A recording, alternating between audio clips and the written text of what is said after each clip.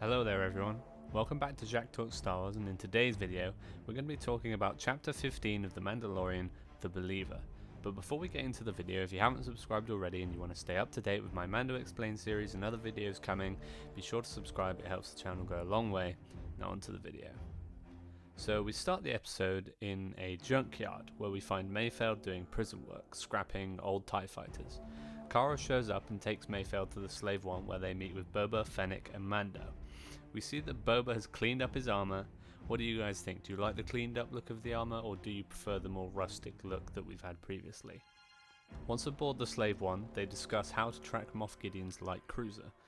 Ending up on Morak, they need to get into the refinery that is there. That's where the terminal they need to get to is. And they come to the realization that only Mando can go in with Mayfeld, as you get scanned, and if you show up on those scans, the jig is up.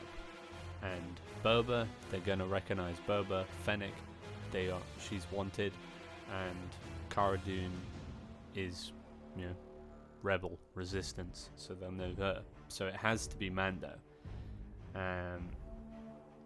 They hatch a plan to take an Imperial Juggernaut and take the armor of the driver so that Mando doesn't have to show his face, because obviously he wants to keep his Children of the Watch heritage and not reveal his face.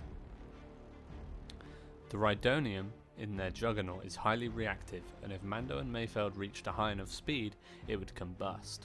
This becomes an issue when the pirates come after them. They are attempting to destroy the Juggernaut by blowing up the Rhydonium.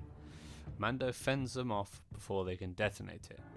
As they get to the refinery, they are welcomed as heroes by the stormtroopers, and when they find the terminal Mayfeld has to access, they run into an issue that Mayfeld sees an officer that he used to serve under and refuses to go in. So Mando takes matters into his own hands and does it himself, but the terminal requires a facial scan. Din takes off his helmet, showing that he is willing to do anything for Grogu. But before he can leave, the officer notices him and begins questioning him.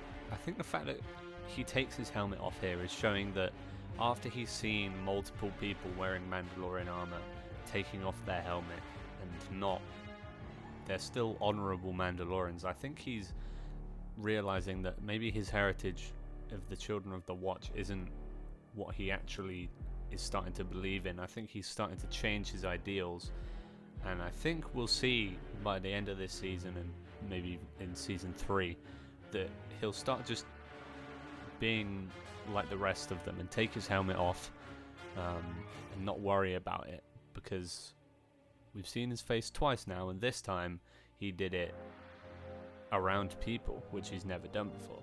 Mayfeld comes in and tries talking their way out of the room, but before they can leave, the officer asks them to get a drink, because obviously they are the only crew that got the Rhydonium back to the refinery.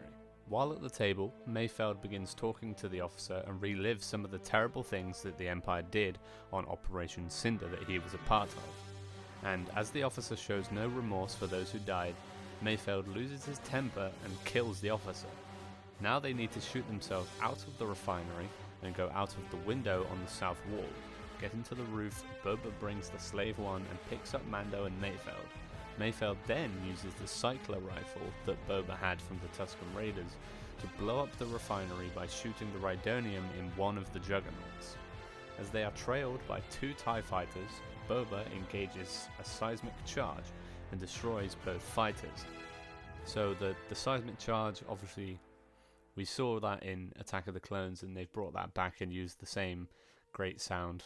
That was really cool to see. After seeing what Mayfeld had done, Cara and Mando decided to let him go free, coming up with a fake death for him so he can go about a new life. Now, that makes me think that that's probably it for Mayfeld in this show. I think that's probably him done now. He just goes off and does whatever. My guess would be he maybe goes to that village that they pass earlier on when they're driving in the Juggernaut. Now, having the coordinates of Gideon's cruiser, Mando sends a transmission repeating what Gideon had previously said to him, in that the child is something that he wants and something that belongs to him, and it will soon be back in his possession, and it is worth more to him the Moff Gideon knows. So, obviously, we have one episode left. I don't think that Mando will get Grogu back. I think it would be too easy because he got him back last season. I'm not sure he will get him this season. I think this season he won't get Grogu back, and it won't be as a successful end. I think he'll be beaten. I think he will duel with Moff Gideon, and I think Gideon will defeat Mando, because we've had a lot of success for Mando. You know, every mission he's been on basically has been a success for him. He hasn't had too many failures. So I think that's what could happen. Let me know what you guys think. Do you think that Grogu will end up back with Mando, or do you think he will end up staying on Gideon's light cruiser? Because, well, Mando gets defeated. Anyway, if you enjoyed the video, leave a like, comment, subscribe, do all that. It helps the channel go a long way. And I'll see you guys in my next video.